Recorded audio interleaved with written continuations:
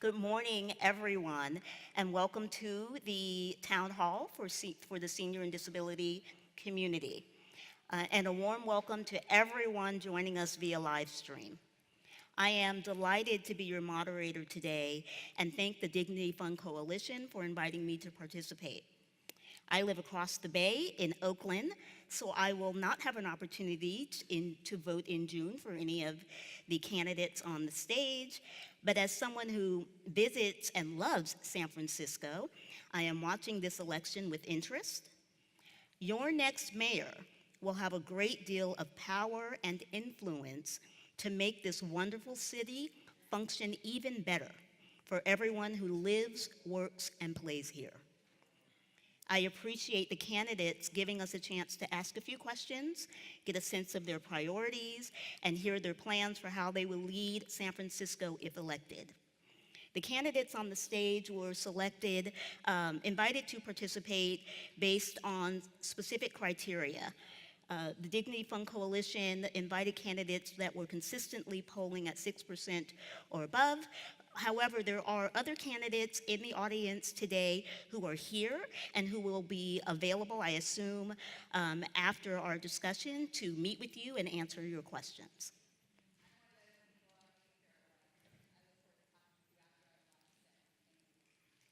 Thank you.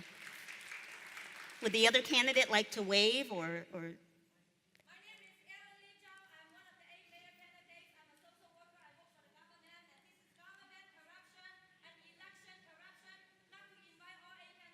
Thank you. All right, so candidates, we have about 90 minutes together, probably a little bit less, so it's important that we end on time.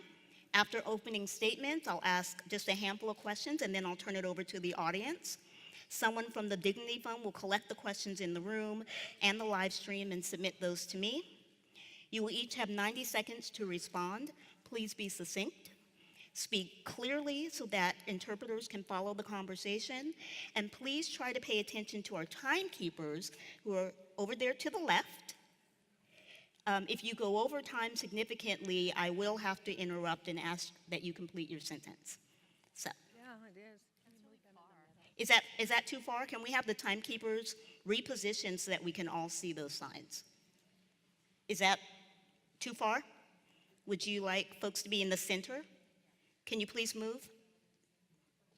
See, the issue is we're speaking that way. We're not going to see her Absolutely. putting the No, sign. I understand. I'll also be paying attention, but yes, that's a good idea. We'll have you reposition.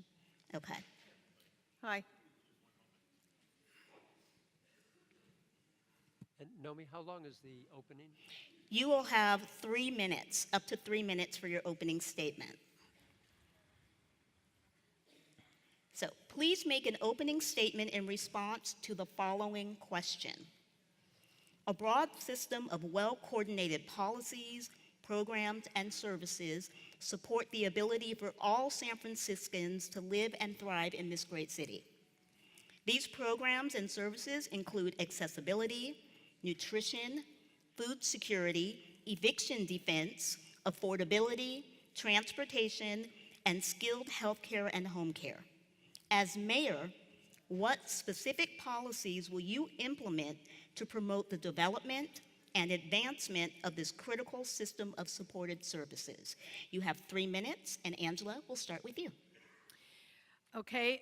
First of all, thank you all so very, very much for coming out this morning.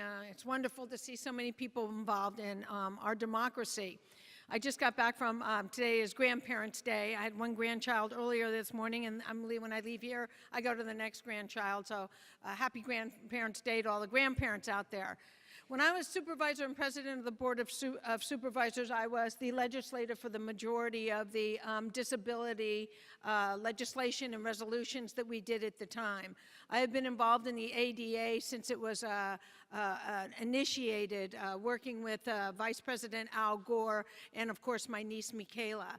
Have been extremely involved in the ADA and all of the issues that go with disability. I, for the last 18 years, have been a civil rights lawyer. I have had many clients who have disabilities, who have really changed the world through the lawsuits that we have filed and the verdicts that we have gotten from juries on how you don't treat people differently. You don't fire people because they have a disability. If they can do the requisites of the job, you keep them.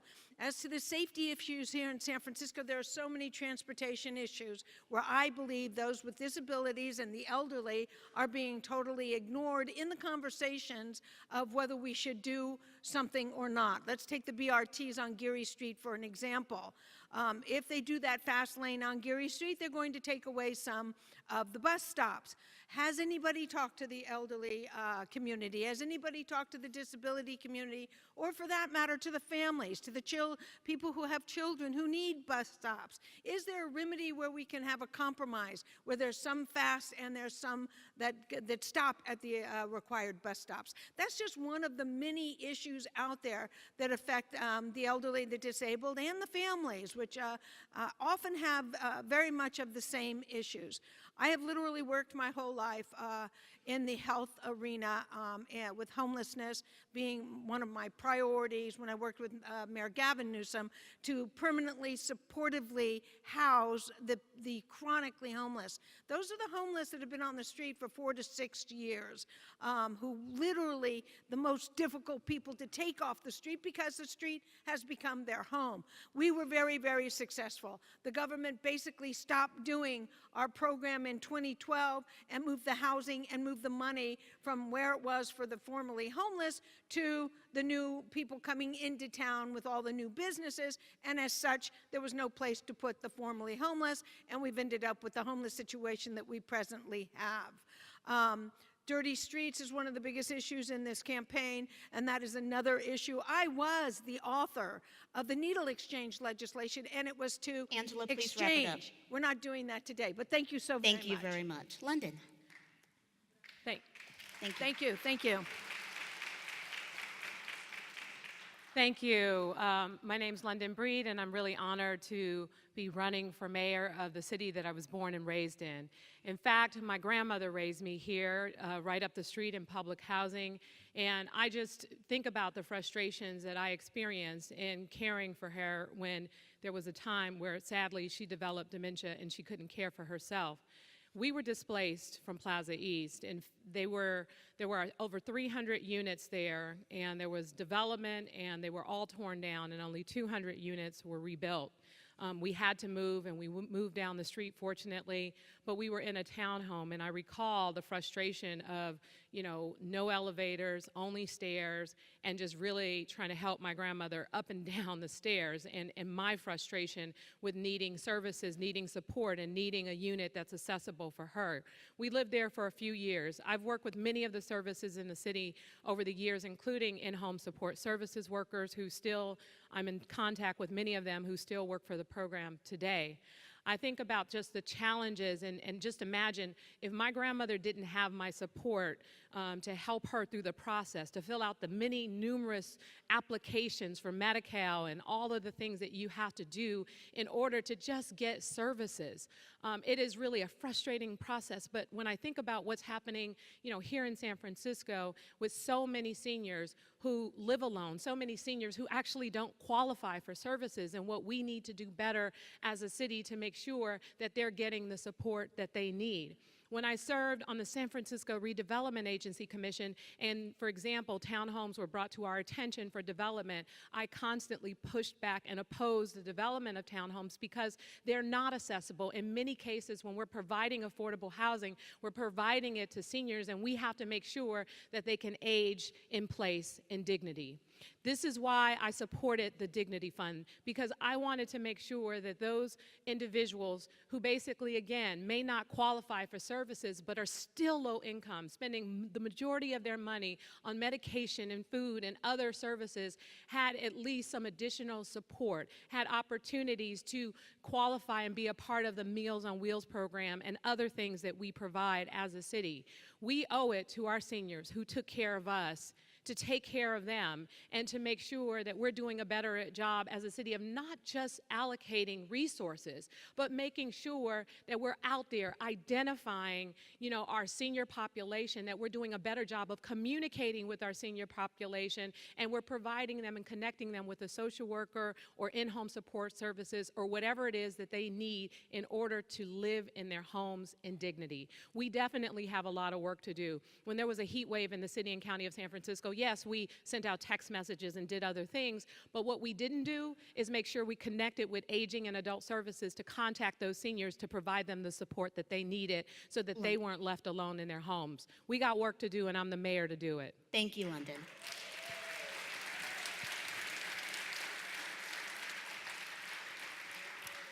Jane, thank you.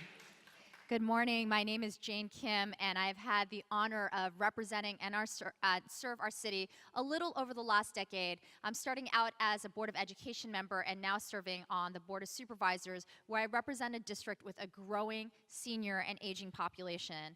I was proud to fight to make San Francisco the only city in the country to make community college free for all of our residents, regardless of age, income, or any type of GPA prerequisite.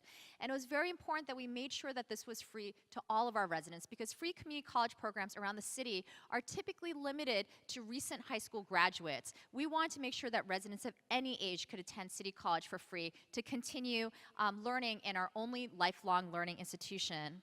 Second, I've been proud to work with many of you. Thank you.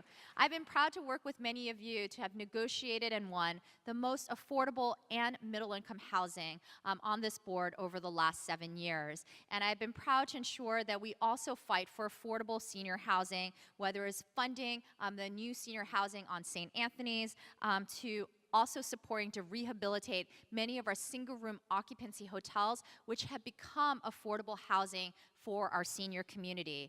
I was proud to co-sponsor the legislation to mandate grab bars in the showers for our senior population, and also to fight for a revolving loan fund so that SRO operators can rehabilitate the failing elevators throughout the Tenderloin and South of Market neighborhood. I was also proud to work with you on Eviction Protection 2.0 in 2015, after which we have seen a dramatic reduction in low-fault evictions, which have been disproportionately targeting seniors, immigrants who speak English as a second language, and individuals with disabilities. Evictions don't happen evenly throughout San Francisco. Landlords do target our most vulnerable residents, and we have increasingly seen that seniors and individuals with disabilities are overwhelmingly the targets for evictions, and we must do everything that we can to protect residents that need our support, which is why I'm proud to support Proposition F, right to counsel, to ensure that all of our tenants have an attorney during this very important proceeding where they may lose their home, and more than their home, the community and network they're a part of, the neighbors that check on them every day and make sure that they got up that day or can help them get to the doctor's appointment that's down the street. Third, I was proud to support low-income free muni for seniors and individuals with disabilities,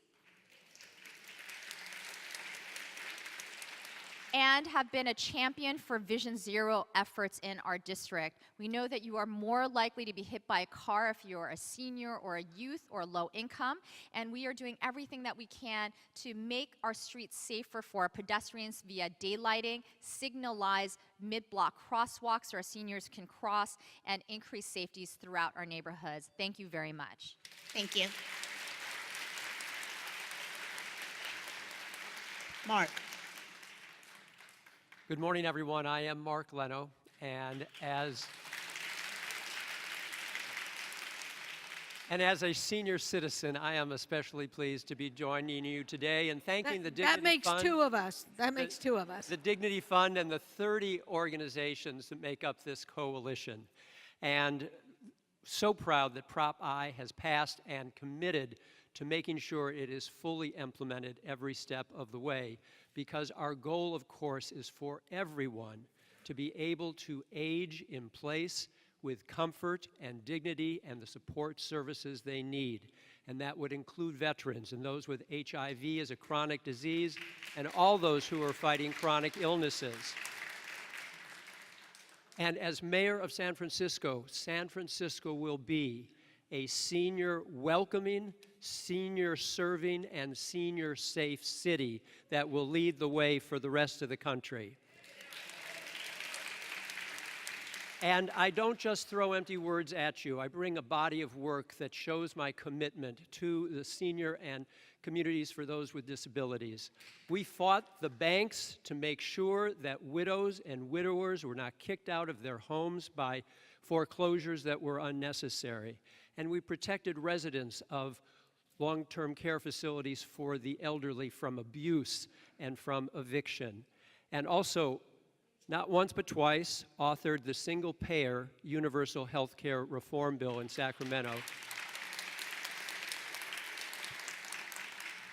Also, authoring the Fair Education Act, the Fair, Accurate, Inclusive, and Respectful Education Act, which now requires that the role and contribution of those with disabilities will be included in our social studies classes for students 4th grade and up in public schools in California, so we can learn from our history and bring the respect necessary to it.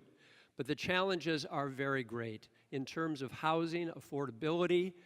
That's why I amended the Ellis Act to exempt single-room occupancies, protecting 12,000 of San Francisco's most vulnerable, those who are oftentimes seniors, low income, fixed income, and those with disabilities, protecting them from wholesale eviction through the Ellis Act. That is now history. Those 12,000 folks are safe from eviction.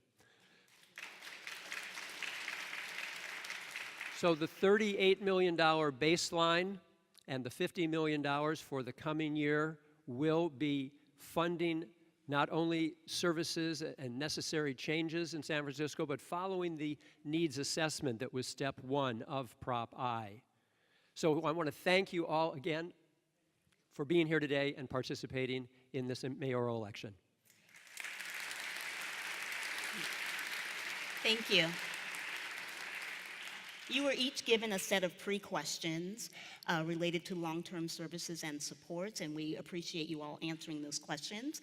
I think those answers have been or will be distributed to the audience and posted online in some format later today. So I just want to circle back to a couple of those themes.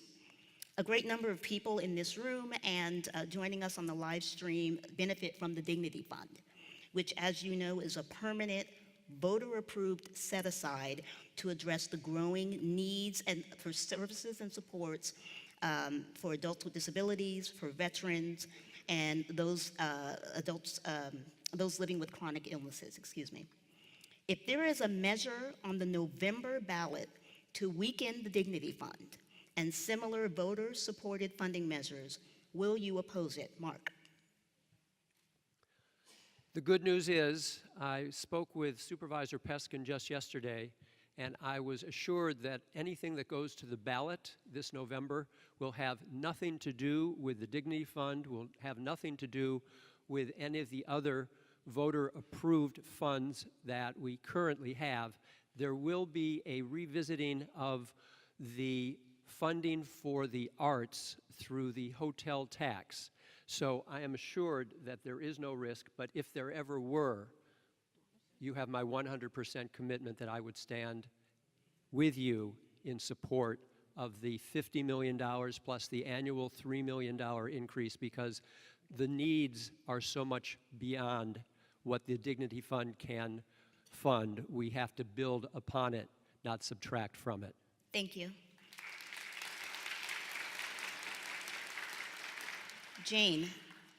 As the author of another fund, which includes both the Children's Funds and the Public Education Enrichment Fund for our younger residents, I completely understand the importance of ensuring that our stakeholders have consistent funding streams that are guaranteed every single year to serve some of our most important institutions, whether they're our youth-serving organizations and schools, all the way to our senior-serving organizations and meal programs. I fully support the Dignity Fund and ensuring a dedicated funding stream for these issues. I get it. It is a very difficult thing to tie the hands of legislators when making budgetary decisions around our $10 billion budget and investing it back wisely in our city. But I think we've seen over and over again that certain stakeholders lose in this process when there is not a guaranteed and dedicated funding stream. And for that reason, I will continue to strongly support the Dignity Fund. So, one moment, please. So if there is a measure on the ballot that threatens the sanctity of this fund, will you oppose it? Yes or no? Yes. Thank you. London. Thank you. Not only did I vote to put Proposition I, the Dignity Fund measure, on the ballot, I actually campaigned for it throughout the city, along with the driver of the ballot measure, Supervisor Malia Cohen. I truly believe the excitement of why I supported this particular set-aside, which traditionally I'm not a big fan of, is because it would provide real opportunities for many of those seniors who don't qualify for services. It was an extension to make sure that our entire senior population, who clearly had challenges with income, but like I said, could not necessarily qualify for services, to make sure that they had the support that they need to live in dignity. That's what this is all about, and I will continue to fight to make sure that we support this very important set-aside for the purposes of ensuring that the senior population in San Francisco has the support and resources they need, making sure that the connection between opportunities and services and the people that we say we care about supporting is really important to me and will continue to be important to me as mayor. So you would oppose if there was a ballot measure Yes. to weaken the fund? Thank you. Angela. I would oppose any altercation to the Dignity Fund. I supported I, and I also campaigned at the time for I.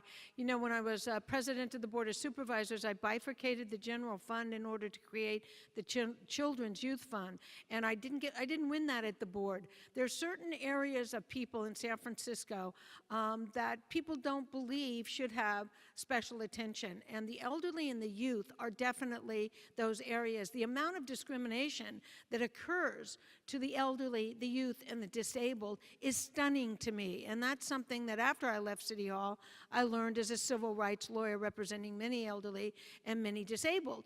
So at the time when I was president of the board, I went to the ballot to bifurcate the Children's Fund, and it won with 78% at the ballot. So it goes to show that like the Children's Fund and like the Dignity Prop I, the people of the city understand how the elderly are treated and how the youth are treated, and they vote overwhelmingly in favor. What we need to do now is make our elected officials understand that. Thank you. The next question is about affordability of services. As you know, Medicare does not cover most long-term care, and eligibility for Medi-Cal is very limited. As mayor, what would you do to make critical home and community-based services more affordable to people who do not qualify for Medi-Cal services or who are required to spend down their assets to achieve eligibility? London, I will start with you. This is a great question because, again, I experienced this with my grandmother when she developed dementia, and the frustration of not only trying to take care of her for many years, but more importantly, needing help, not just in-home support services workers, but needing a lot more than what I was getting. And so, you know, getting her into Laguna Honda after a few years was absolutely incredible. It really, you know, changed my life because when you're taking care of an elderly, I consider my grandmother my parent because she was my only parent, but when you're taking care of an elderly parent and you get the support that you need, there is nothing like the relief and the security that it brings to make sure that they are in a place where they are taken care of. And again, I will say that there are too many seniors who are living on our streets who are homeless because they don't have family and they don't have access to long-term care when they need it. And there are too many people who are low-income seniors and again may have challenges with being able to qualify for services but can't get access So to what would basis. What do you do for And so- that group of seniors? Yeah, so part of what I would do is work with a task force in order to develop something long-term for the purposes of making the appropriate changes, the administrative changes, and making sure that we use resources like the Dignity Fund to help subsidize what could help assist in allowing individuals who need long-term care access to it. Thank you. Mark, same question. So the question, yes, is about what specific things could you do or ideas that you might have to support those who cannot qualify for Medi-Cal services but desperately need them? Sure. One of the things we learned from the campaign on Prop I is that 50% of San Francisco's seniors and upwards of 70% of those with disabilities are living with less than $35,000 a year. Now, that may not be low enough to qualify for Medi-Cal, and so this is the upper poor that we're talking about. The Institute on Aging, along with the Department of Adult and Aging Services, has had a pilot program over the recent years called Support at Home. It's a public-private partnership, and it serves exactly this population. I would suggest that we make sure, through public or private funding, we make that pilot project permanent so that this population is no longer overlooked. And while we're on the subject of the Department of Adult and Aging Services, I think it's time we consider a name that will reflect that it also serves the disability community, because without that in the name, too many folks don't know that there are services available to them that they are not accessing. So it is community outreach by just the simple change of reflecting all those who are served in the name. Thank you. Jane? In 2014, when I led the negotiation for the Fight for 15 and increasing the minimum wage increasing the wages of our minimum wage workers to $15 an hour, I fought to ensure that IHSS workers and home support services workers were not left out of this deal as they had been in 2003. IHS workers are making poverty wages to do incredibly important work to take care of our seniors, individuals with disabilities, and other individuals in needs. Many jobs are going to be disappearing in our country over the next 15 years with robots and automation and algorithms. Jane, if I can just, I'm going to have a question about home care workers, but I wanted you to address affordability of services for folks that cannot qualify for Medi-Cal. What would you do to be able to bridge that gap?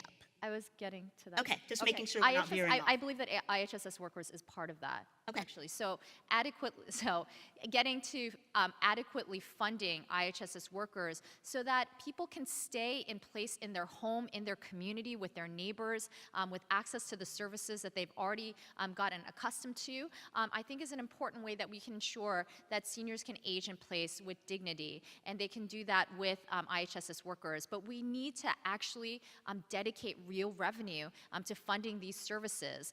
So I would like to increase funding to pay IHSS workers and make them living wage jobs. And as I'd mentioned, we are going to see jobs go away, but jobs that include care of children, our seniors, and home care, these jobs are not going to get automated away. So we should make them real living wage, middle class jobs so we can support our senior community here in our city.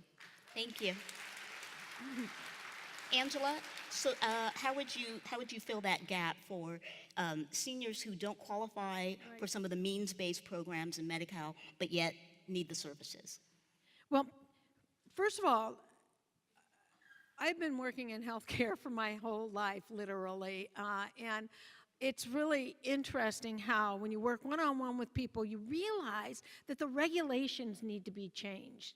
The regulations need to be changed. They are so obstructive for the person who is sick and for the elderly person who needs the care. The regulations make it so difficult. For example, last year, my brother Thomas was very, very sick, and in fact, he passed away. And I was trying to get home care help for Thomas, and it was incredibly difficult because the home care people had so many rules and regulations that they were literally shutting them all down.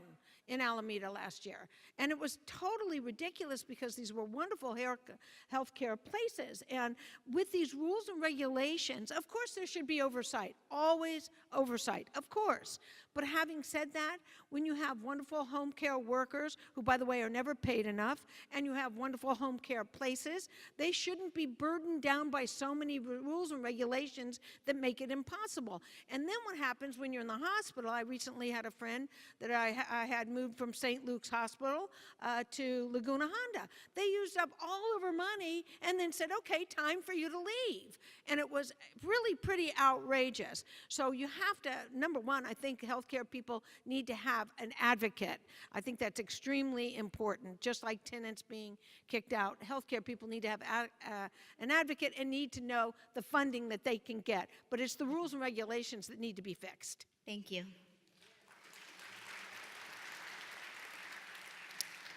So a couple of you have already touched on home care workers, and so we appreciate that you've done that, Jane and Angela. Home care workers are really the unsung heroes in our society, really propping up communities, providing necessary supports and services so that people can remain safely and independently in their homes and live in community versus institutions.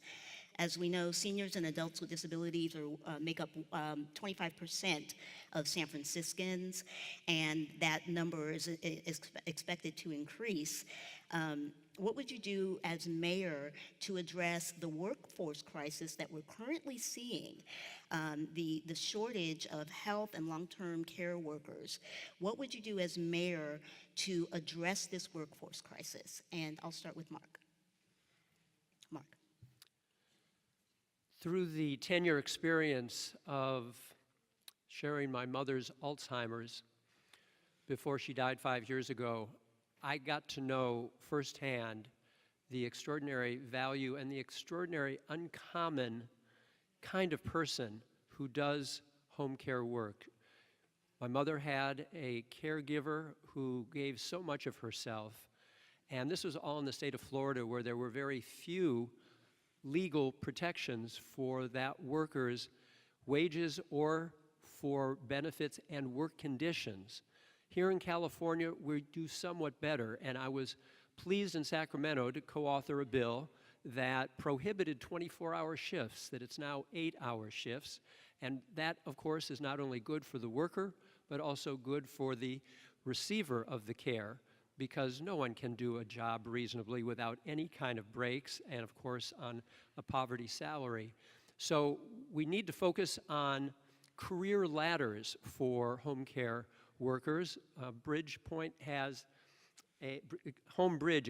has a career ladder program, which I think we can learn from and build upon so that there is advancement in the work and that there can be a career path. Also, there's consideration, I understand, at the community needs assessment process that is looking at tiered wages as well. Some incentives, not only for wages, but also for the working conditions of our home care workers. They are doing the Lord's work. We need to be there to support them. Free muni for these workers is a possibility. Other benefits that we can offer. Thank you. London, same question. About the home care worker shortage. Me? Yes. Oh. I'm sorry, I didn't know if you. I'm sorry. Can you say the last part of the question, because I can hardly hear? Absolutely. Are you having trouble hearing me? A little bit. A little bit? Okay. Sorry about that. We are facing a workforce crisis in health and long-term service providers. What would you do as mayor to address that crisis? Thank you. And, my experience with working with in-home support services workers is, of course, again, with my grandmother. And fortunately, I had an amazing person who worked really hard to take care of her. She knew me growing up, and, she treated my grandmother like she was her family. And it is backbreaking work, just to give her bath and the number of things that we had to do. I mean, you know, I've had challenges doing it when I used to also help take care of my grandmother, and I think about, at that time, less than $10 an hour, what Gloria was actually making to help support my grandmother. You know, it was heartbreaking. She was extremely low income, and she definitely deserved more. And I truly believe that, you know, our healthcare workers deserve to be paid a lot more than they are getting paid. And one of the things that is being discussed now at the Board of Supervisors is the minimum compensation ordinance, which increases, on top of the increase for the minimum wage to $15 an hour, it increases the hourly wage of in-home support services workers to $1.86. But there's just so much more that we have to do to make sure that we support this population, and I think that we need to come up with a long-term plan to gradually increase those wages so that they are, you know, decent middle-income wages, and I will focus on doing that as mayor. And Thank you. Thank you. Thank you very much. Angela, same question, and then Jane. Angela. Again, I have been working with people with disabilities and in-home care for years of my life, whether they're formerly homeless people or whether they're just in the system and having health care needs. I was endorsed by the New United Healthcare Workers because of all of our work when I was president of the Board of Supervisors and after. I have not stopped working for healthcare workers because I think they're the most underpaid. But I'll tell you what I think the worst situation is for them in San Francisco. They don't have a place to live. There's no affordable housing for healthcare workers. We need to specifically get housing for healthcare workers so that they're not traveling for an hour to get where they have to go, which is extremely expensive. They're not in this unbelievable traffic that has been created in San Francisco, and they're not with the person they're supposed to be taking care of. It's too many hassles. And so there's a new program in San Jose that I absolutely love, where they did a housing unit of over 400 units.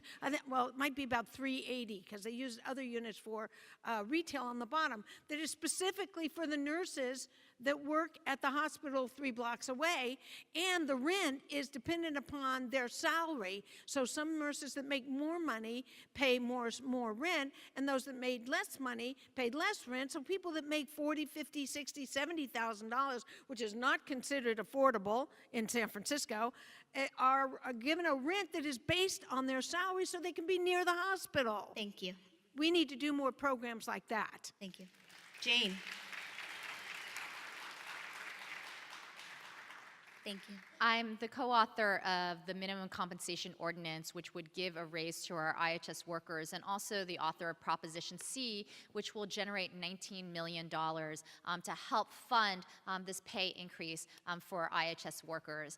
I really believe that we just simply need to pay our home care workers more, whether you are a child care worker to an in-home support services worker, you are making poverty wages to do some of the most important work. And I think as we look to the future of work and the future of industries, this is the industry that is going to be growing. So we need to invest public dollars to make these real living wage jobs so that people can afford to do this full time and actually serve a very important need in all of our communities, whether it is serving our youngest residents to our oldest residents. But I think we simply must lift the wages and the benefits. I'm happy to support and vote for MCO when it finally comes before the Board of Supervisors. This will only be the beginning, as we need to continue to continually raise these wages. Thank you. I'm going to go to some audience questions. We've received questions from the audience, both here in person and over the live stream. I'm going to start with a question on the topic of conservatorship. This is from Alice, who lives in the Mission. Senate Bill 1045 takes an out-of-sight, out-of-mind approach to homelessness and conservatorship. While the current version of the bill states that conservatorships will terminate in a year, there is an option of it being renewed. She has a two-part question. What is your position on this bill and others and similar approaches to homelessness that compel treatment and hospitalization? And in the rush to get people off the streets, how can we respect their civil rights and make sure they are not warehoused or institutionalized indefinitely, especially when the current capacity for community-based services is so inadequate? Angela. You know, I am absolutely opposed to this, as I was, when it was introduced. Ladies and gentlemen, conservatorship is extremely serious. I understand there are horribly mentally ill people in the sense that they have serious mental illness and triple diagnosis and everything that goes with living on the street when 90 days on the street and your brain starts to deteriorate as it is. I get that. But that doesn't mean that you should be conserved to the point of 24 hours, 7 days a week.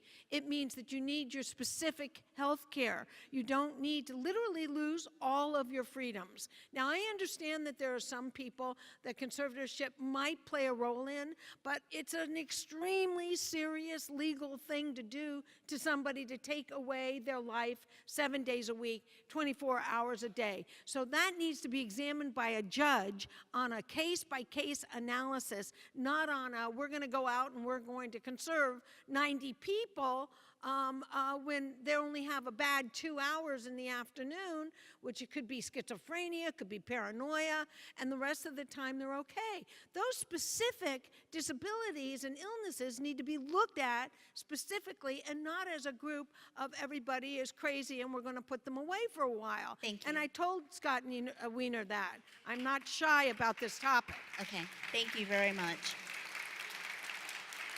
Thank you. London, same question. Thank you. Yes, I support Senate Bill 1045. In fact, I introduced a resolution at the Board of Supervisors encouraging my colleagues to support it, and unfortunately, it did not pass. And let me tell you why. A specific example, there is a man who is a senior citizen who's in the Haight-Ashbury community, who is a schizophrenic, who many of the merchants and the people who live there, they've tried to help him. At one point in his day, he's in his right mind, and at another point, he gets really violent. And on top of that, when he gets his check every month, it gets taken by some of the other folks out on the streets. He doesn't have money to pay for his medication. He's not taking medication. He's homeless. And the fact is, he has a challenge where he needs, from my perspective, someone who could assist him. It's not about warehousing people or institutionalizing people permanently. In fact, this legislation requires counties to actually not only opt in, but more importantly, the person who is under a guardianship can petition every 30 days, for a change in that particular law. This is about getting people who we all see every single day struggling on our streets the help and the support that they need, rather than just leave them out there to die. This is a more, as far as I'm concerned, this is a person who the police love, who the merchants love, who all of the folks in the Haight-Ashbury community want to take care of. And because of these archaic laws that have existed since the 1960s, we can't do anything to help him, and that's why I'm supporting it. Thank you, London. Thank you. Jane, same question. I stated 2 days ago when the SB 1045 bill was before us that I'm opening to re-examining the criteria that we use for conservatorship, even expanding the eligible population, as long as there is a right to counsel, because we are talking about civil liberties at stake, and streamlining the process. But we have to expand our treatment beds first. And one of the issues that we have here today is that we do have many people that are sick on our streets, but even if they are willing to come inside, we don't have the treatment beds available for them, a step that we would need to take before conservatorship. This is not my area of expertise, and I do really think that it's important to have a robust discussion around how we use this very heavy-handed tool to address what we're all experiencing on the streets. No one likes to see anyone suffering or experiencing a mental health episode. People feel scared, it feels dangerous, but of course, in our hearts, we also just don't want to see anyone suffering. We really do need a solution to what we're seeing on the streets, but it involves a very robust discussion about what are the best ways to do that. But at minimum, we must heavily expand our medical respite beds and our treatment beds in our hospitals. I work to expand our only 24-hour medical respite shelter in the south of Market to 75 beds, and this is a shelter for homeless residents staffed by nurses, clinicians, and psychologists, so that when SFPD and the HOT team comes by because they got a call of complaint, they actually have a bed to take them to. But these 75 beds are simply not enough. We need to greatly expand this program. Thank you.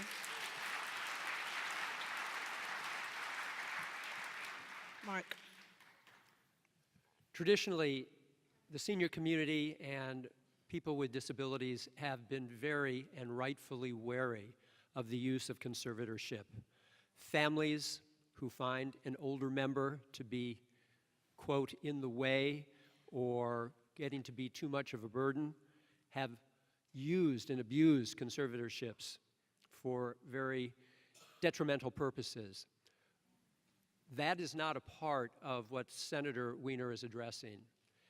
The bill, to the degree to which I'm familiar with it, focuses specifically on those who have had repeated action, contact with our law enforcement and with our mental health professionals at our hospitals. So for those folks, I think there is reason to look at this. But it is more a symptom than a problem. The problem is we, the city, has cut mental health beds at San Francisco General. Sutter has cut mental health beds at St. Luke's and at the Davies campus. And how is it possible that this enormous new hospital on Geary at Van Ness does not have a single additional mental health bed? And then we wonder why we have a crisis on our streets.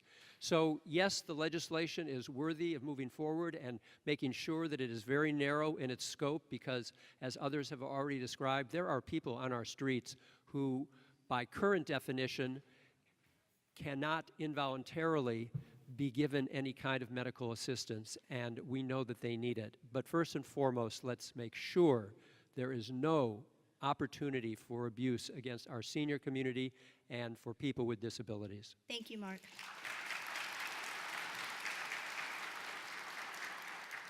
We have a variety of questions related to employment and income inequality, so I'll try to ask one question that sort of encapsulates all of that. So San Francisco's economy is booming. The city appears to be doing well. There is a perception that it is really kind of a playground for the young, the able-bodied, the rich, the techies. This community wants a piece of that economy too. And yet employment rates for people with disabilities, as an example, are more than twice that for the able-bodied population, those without disabilities. As mayor, what would you do to create workforce initiatives, partnering with the private sector, maybe some of the shiny new companies that are benefiting from tax breaks in the city, to increase employment opportunities for qualified seniors and people with disabilities who want to work and deserve to work and need a foot in the door? Angela. Again, as a civil rights attorney, this is what I do for a living, and I can tell you it's very, very difficult in these private companies to have them keep employees that are elderly. And by the way, elderly is described over 40, which is pretty hard to believe. Okay, thank you all. Wow. Oh yes, 40 is the year, and it's just kind of ridiculous, but I'll tell you something. My clients that are over 40, if they get fired, they have a very, very hard time getting a job, especially if they're disabled. I've had many, many clients with Parkinson's, and they just cannot get another job. So the goal would be to sit down and talk with the tech industry and work out a deal with them where they employ the elderly and the disabled in the jobs when they can fill the requirements, the necessary requirements of that job description, which, by the way, is very often more diverse than people without disabilities and people who are young. So the situation is you need to sit down and create a coalition with the tech industry and make them understand the importance of the values of San Francisco are to keep the elderly and the disabled employed if they so wish to be. And nobody sits down with these people. They don't sit down with government and the citizens, and that's been a big problem with everybody coming to town with so many employees, no affordable housing, nobody sat down and talked. I would be a great advocate for this community because I really want you to do what you want to do in Thank your you. older years and with any disabilities, because that's what San Francisco's about. Thank you, Angela. London. Thank you. You know, in my education platform, which is on my website, londonformayor.com, I talk specifically about connecting the next generation of young people to job opportunities with the industries like the healthcare, the tech, the city and county of San Francisco, how we need to provide paid internships for these young people for the purposes of making sure that they're included in the future of San Francisco, because there clearly is a disconnect. And when I first became a member of the Board of Supervisors, I made sure that we were consistently having job fairs with different industries, whether it's retail, whether it's tech and others, not only in our community, but at places where we knew people needed employment.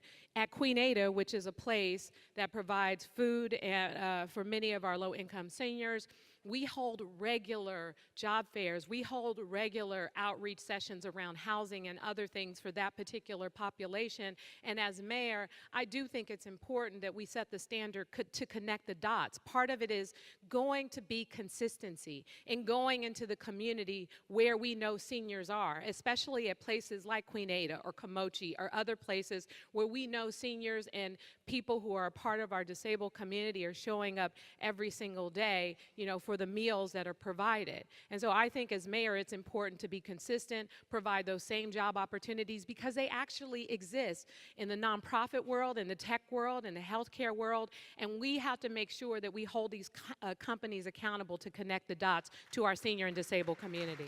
Thank you, London. Jane? San Francisco has the fastest growing income gap between the rich and the poor in the country, according to the Brookings Institute. And we are seeing a declining middle class. Our middle class used to make up close to 50% of our city's population in 1990. As of 2012, it's declined to 33%. Meanwhile, our economy has grown 111%, which means that we have grown a tremendous amount of wealth in San Francisco, but it is further concentrating into the hands of less people. We need to do a lot of work, a lot of deliberate and intentional work to make sure that prosperity is felt by all of our residents. One of the reasons why I fought for Free City College via an ultra-luxury real estate transfer tax of buildings of $5 million and above is that we need to ask our industries that are doing well to invest in our residents and social infrastructure that lifts all of us. I went to Stanford, a great four-year university, but if I want to take a class to re-up my skills or take a language class, I can't go back. However, I can go to community college, which is our only lifelong learning institution. And the average job available for a City College graduate is $11,000 more than for the same person with just a high school diploma. We need to develop a better infrastructure within City College and our workforce development training program for our seniors and connect them directly to the jobs that we are creating here in the city and county of San Francisco so that we can more evenly distribute the wealth and prosperity that the city is experiencing to a greater number of our residents. Thank you, Jane. Mark? I think the first thing that we need to do is reframe this entire debate and issue. Rather than think of our aging population as a silver tsunami which is going to overwhelm us, we should think of it as a vitality victory. We've got all of this talent, all of this experience, all of this know-how. Life experience is invaluable. You can't buy it. Well, you should be able to buy it. And so it's two-part. I want to build on what Supervisor Kim has done with City College. We were able to get to Free City because as chair of the Senate Budget Committee, I was able to bring home $120 million to save City College at the depths of its accreditation crisis. And now that we have Free City, I'm proposing that we look at a model out of Long Beach called the Long Beach Promise. They have a City College, we have one, they have a state university campus, we have a state university campus. We should have Free City and Free State. So as long as we are retraining people in mid and later life, that it shouldn't stop at an AA, it should have the possibility of an BA, and we should also be focusing on local hiring. There's every opportunity for all these new jobs that are created to take some of the talent and experience that is within our senior population, and through outreach and further job training, we can place seniors and those with disabilities into the new jobs that are created today. Thank you, Mark. A number of people are concerned about pedestrian safety. Okay, so Judith from the Western Addition is a senior, and she says, "I'm concerned for my safety when trying to catch a bus or cross a street. What steps will you take on the Van Ness and Geary transit corridors to allow seniors the time we need to cross the street and catch the bus?" And just adding to that, seniors and people with disabilities are disproportionately victims of traffic fatalities. A dear friend of mine, Tu Fan, was killed about a year ago at 7th and Market on her way to work. She was a wheelchair user. Somebody was making a left turn onto Market. Last year, seniors comprised 50% of the traffic fatalities. What will you do as mayor to both reduce this number, but also to make the streets safer, to clear our sidewalks of scooters and bicycles and everything else that impedes our ability to move and navigate in this great city? Mark. I think it's as simple as 3 E's: educate, enforce, and engineer. So the education part is to make sure that everyone who's behind the wheel of a car knows a simple fact, that speed kills. We must let people understand that they have someone's life and someone's family at risk if they're being cavalier in not obeying the speed limit. The same with folks who are riding bicycles on a sidewalk or a scooter on a sidewalk. This is not safe behavior. So we have to raise consciousness and educate folks. But secondly, we have to enforce those who are breaking the law. So with regards to speeding, there's a bill moving through the legislature that would allow for speed cameras where we can improve upon the technology, make sure there's no for-profit motive in it, but be able to make sure folks know there is consequence to their speeding. And for those who are using scooters on a sidewalk, that's against state law, and if they don't have a helmet on, that is as well. We need to enforce the law. And then finally, so that we can implement Vision Zero, and we can do it. If we think it's a priority, let's put our minds and money at it and make sure that we succeed at Vision Zero, and that is the engineering opportunities, how we can design safer streets, traffic calming. There are very many methods that are used around the world. Some of them we're using here, but between education, enforcement, and engineering, we can save lives. Thank you, Mark. Angela, I'll go to you next. Thank you. Pedestrian safety. Absolutely. And, you know, it boggles my mind that the industry, the tech industry, though I think tech is very exciting, wonderful, great. We just need plans. That they would create a scooter that goes over city government to your telephone. And so all of a sudden there's scooters all over the city and county of San Francisco, and nobody's gotten real permission. There are no rules and regulations. You hear them coming from behind you, and all you think about are your ankles. It's like, please, you've got to be kidding. There are no helmets. They go fast. They should not be on the sidewalk. There need to be penalties, and there need to be rules. And again, like I said before, they need to sit down with the government and work it out. They can't just come in and do whatever they want to do. It's pretty amazing to me. And the other issue, you know, Mark was talking about speeding. I think the biggest problem is texting. People are on their phone while they're driving, and they don't see you because they're looking at a telephone, which is pretty amazing to me. I put the telephone in the back seat, so I'm not even tempted. Anyone that texts while they're driving needs to be severely punished because you can't see.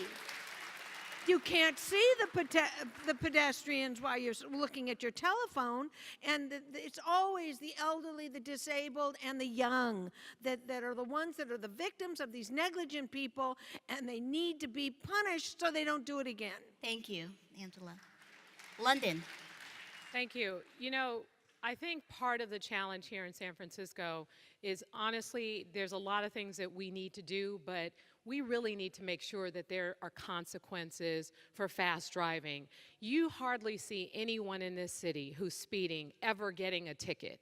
And so we need to change that, because if people truly believe that they will get a ticket for this kind of behavior, then hopefully that could help address the issue. We need to also add more cameras in areas where we know it's really challenging in some of our most dangerous corridors. We need to continue to move forward and enforce some of the policies under Vision Zero, where we are trying to increase the timing on lights, changing the engineering and infrastructure of the streets so that they are safer, the bulb outs and a number of other things. And I know people are frustrated by bulb outs, but it is shown that they actually help to save lives. So what we have to do as a city is look at a wholehearted approach to addressing these issues, but especially what will be at the top of my priority is going to definitely be enforcement, so that people know that there's consequences in this city for breaking the law, which also includes the need to regulate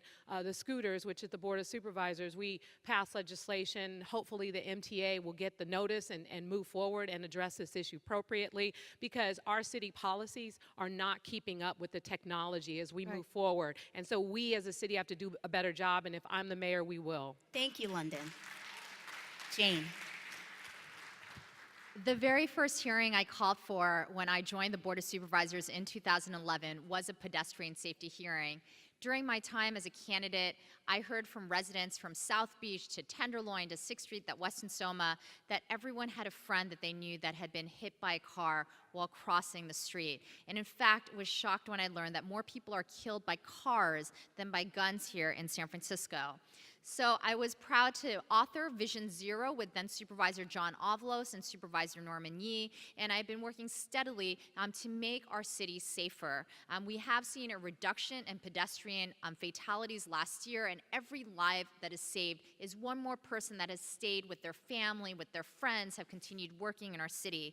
75% of all injuries and deaths occur on only 13% of our streets, which means that if we just dedicate support, education, enforcement, and engineering on 13% of our streets, we can reduce fatalities and injuries by over 50%. I led the effort for Tenderloin to be the first neighborhood to see daylighting, where we remove parked cars by the crosswalks so seniors and drivers can see each other. I also led the initiative to increase signalized crosswalks throughout the south of Market, where we have very long blocks like Natoma and 8th, where Cannon Kip are, or Folsom and Mabini, where senior housing under Todco exists.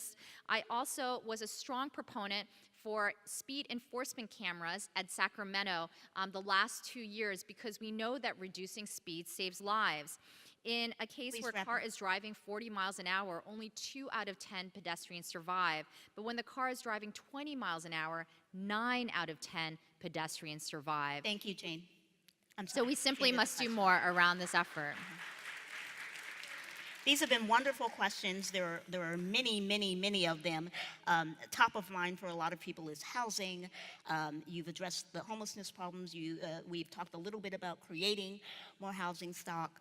I just wanted to switch gears a little bit as we start to wind down and ask a question just to get to know you a little bit better. What, in your view, makes a city livable? And is San Francisco meeting that mark for seniors and people with disabilities? London, I'll start with you. I think what makes a city livable is having a roof over your head. I think that being able to live in dignity is really important, no matter who you are, no matter where you come from, no matter what your age is. Having a roof over your head, having a place that you can comfortably move around in, having an accessible bathroom, if you're disabled, like those are, like, to me, those are some basic basic needs that we as a city have to do a better job of addressing. And what was the second part of your question? I'm Do you think San Francisco is living up to that? So clearly San Francisco is not living up to that because, you know, no matter how much we've been able to move forward, I mean, in my district, we opened 98 new housing units for seniors. Last year, we opened 70 units for formerly homeless veterans in the city. We've done a lot of work to move San Francisco forward with these incredible opportunities, and every person who's able to get housing is definitely an incredible opportunity for that person. But as far as I'm concerned, we have failed until we address all of those people who are not only living on our streets, but the people that we know who are living in conditions that are inhumane, people who are living in places where there are issues around mold and elevator access and all of the basic things that allow for someone to live comfortably. And so we as a city need to make sure that those things are our priorities. Our most vulnerable population has to be our priority. I mean, eventually we all are going to get there to a point where we might need someone to take care of us, and we need to remember that when pushing forward policies to address these issues. Thank you. Jane, what is your standard for what makes a city livable, and is San Francisco meeting that standard for this population? So I would say general affordability is what makes a city livable. I'm proud to live in a city that is a sanctuary city. I'm proud to live in a city that has made City College free. I'm proud to live in a city with some of the more progressive policies in the country. But the most progressive policies in the world don't help everyone if people can't afford to live here in San Francisco. And affordability means a lot of things. The most obvious, of course, is making sure that we build more affordable and middle-income housing. We simply need to subsidize housing so that everyone can afford to live here. But I believe that we need to invest in 4 social pillars that support a working class community and grow a middle class community here in San Francisco again.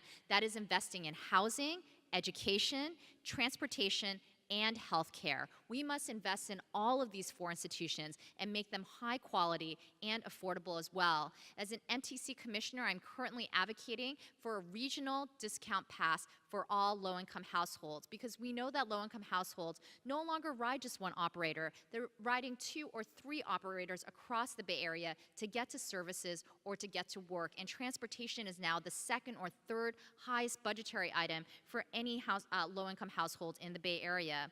So, we need to invest in these 4 pillars to make sure that San Francisco is a livable city and a great city for all of us. Thank you, Jane. Mark. It's unfortunate that we can't take for granted today in San Francisco life's basics: food, clothing, and shelter. Those are obviously the things that keep us alive, so that's what basically defines a livable city. But beyond that, a livable city is a place of community where we have our support systems in place. And I'm reminded of that when someone loses his or her home due to a no-cause eviction like the Ellis Act. And of course, we've seen it happening in communities throughout town, in the Mission and in Chinatown and in North Beach and the Castro, where 70-year-old men who have survived an epidemic for 35 years are now losing their homes. But beyond losing their homes, they're losing their access to their medical care and to their pharmacies and to all of the support networks, social as well as medical, that sustain their lives and keep them alive. Community is what sustains us. And when people are displaced, they lose it all. It's not just an apartment. It's not just a home, if that weren't enough. So first and foremost, we've got to keep people who are housed in their homes. And that means fighting no-cause evictions and taking Ellis Act speculators to court to stop what they're doing. Thank you. Angela, do you need the question again, or you No, got it? no, a livable city, a viable city is a city that doesn't have homelessness, that doesn't have filthy, dirty streets, that doesn't have congestion where you can't even move, that doesn't have crime, where you don't feel safe anywhere. I'm born and raised San Franciscan. My father was born and raised San Franciscan, one of the greatest mayors the city ever had, my grandmother, Alioto, born and raised in North Beach, and I have never, ever seen our city look the way it looks today, ever. So it's not, one would think that housing is an obvious. Of course people need housing in a viable city. Of course they need housing to be in the city. But they also need community. They need business neighborhoods that are viable, not boarded up, not vacancies for 6 months in a row that ruin your local community, that ruin your local neighborhood. Our neighborhoods in San Francisco are famous. Our small business are the backbone of our city, and they're closing down. I don't think I've ever seen the city so badly or bad or whatever the adjective is off as it is today, which is why I'm running for mayor of San Francisco, because I know a livable, beautiful San Francisco, and I know we can bring it back to that. I know that all we have to do is take care of the citizens of San Francisco and create coalitions to make that happen, and that's not what we're doing. So that is exactly why I'm running for mayor. Safety, crime, affordable housing, homelessness. I just want to say one thing. Last night on the news, did any of you see the Civic Center BART station where people were lined up, shooting up? It looked like an emergency ward. Thank you, Angela. I was shocked to see that that is allowed in our great city. Thank you. I will give each of you 30 seconds or so, 30, 45 seconds to make a closing statement, if you wish. You can have a minute. All right, you can have a minute. I'm looking at the time, and I promised them we would get out of here on time, but go ahead. London, we will start with you. You have 1 minute. Thank you. You know, I was born and raised in San Francisco, and the city has provided me an incredible opportunity. I went to public schools here. I was raised by my grandmother in some of the most challenging circumstances. I really wasn't supposed to be here. And here I am with an opportunity as a member of the Board of Supervisors and a candidate for mayor, because I want to make sure that all of the challenges that have existed in the past, that have basically, from my perspective and growing up in the Western Addition, that has destroyed and lives in the community. I want to make sure that as a mayor of this city that we remember that what we have to do is focus on connecting the dots between the people, the money we spend, the people, the policies we push forward, making sure that we are addressing these issues around homelessness, housing, so they actually connect to what we're here to do as mayor. And so I am committed to putting the policies, moving the policies forward in a productive way that actually serves the citizens of this city. I thank you for the opportunity. Please check out my website, londonformayor.com. I look forward to this race being over on June 5th. And It's so almost please vote over. for me. Thank you very much. Jane, 1 minute. Jane, there you go. I want to thank the Dignity Fund and all the coalition partners for organizing this forum today. And I also want to thank you for all of your tenacious and passionate advocacy at City Hall for ordinances that take care of all of us. And of course, every year in the budget season, I look forward to seeing you over the next 2 months as we fight to make sure that we are fighting for services that take care of our city. As I said in the last response, I really believe that we as a city must invest in housing, transportation, education, and healthcare if we are going to regrow a middle class here in San Francisco again and support our working class communities. We must make San Francisco an affordable city. Otherwise, we will become a city of the rich, the ultra rich, and the very poor. And that is not a tenable vision for any city as we move forward. I would be honored to earn your vote on June 5th and your support over the next 6 weeks. Again, I want to thank you for your passionate advocacy and as a supervisor, inspiring me to fight for our communities harder every single day. Thank you, Jane. Angela. I think you all know how I feel about, just in case my passion wasn't enough.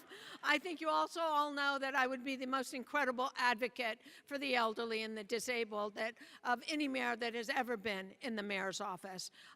This is what I do, this is what I love doing, and I will be a wonderful mayor for this community. And I want to thank Dignity for the wonderful job that they do. Thank them for it.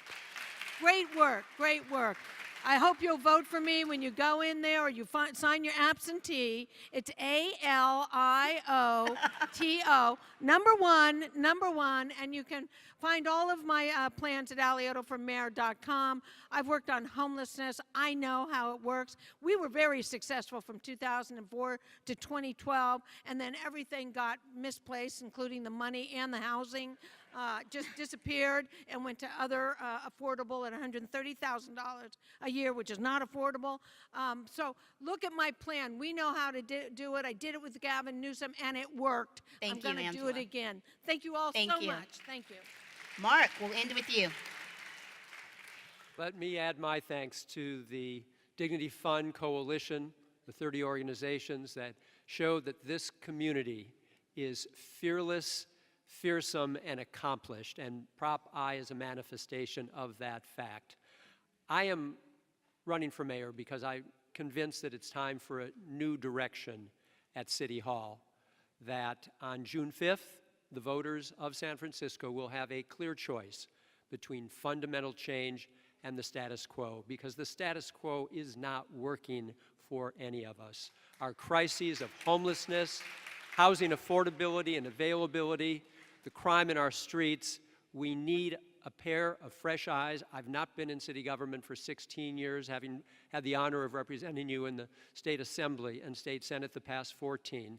And we need a mayor who's going to think big and think differently and think regionally. So many of these problems that we're facing, these challenges, are not unique to San Francisco. They are regional, they are statewide. And then we need to reject any cynicism Time. and demand Mark. results. We can get this done. Mark, Thank you. That's time. Thank you. Thank you. So thank you to the Dignity Fund Coalition and its member organizations for putting together the most accessible town hall this political season. Thank you to the volunteers. Thank you to the candidates for prioritizing our community and making time to be here with us today. Thank you to all of you who came and who are watching on the live stream. Make sure that you vote. Please vote. And make your way safely out of the theater. Thank you.